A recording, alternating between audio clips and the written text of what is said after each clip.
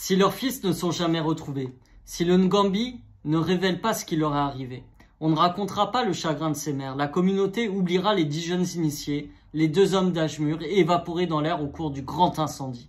Du feu, lui-même, on ne dira plus rien. Qui goûte le souvenir des défaites?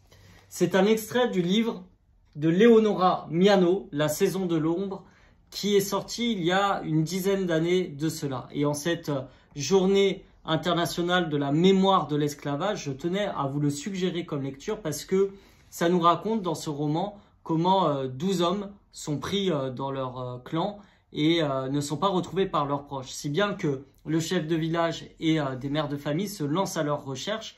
Et je ne vous spoile pas la suite, je vous invite à découvrir ce qui se passe dans les épisodes qui suivent. Toujours est-il que c'est un des romans sur la question de l'esclavage que j'ai trouvé le plus fort dans mes dernières lectures. Il y en a certainement davantage et beaucoup d'autres qui méritent la lecture. Et puis ce vendredi, on est aussi le jour du 30e anniversaire de l'arrivée au pouvoir de Nelson Mandela, qui, vous le savez, a lutté contre l'apartheid en Afrique du Sud et qui était un fervent défenseur aussi du droit des Palestiniens, puisque eux-mêmes vivent un apartheid depuis plusieurs décennies, qui est documenté par de nombreuses ONG.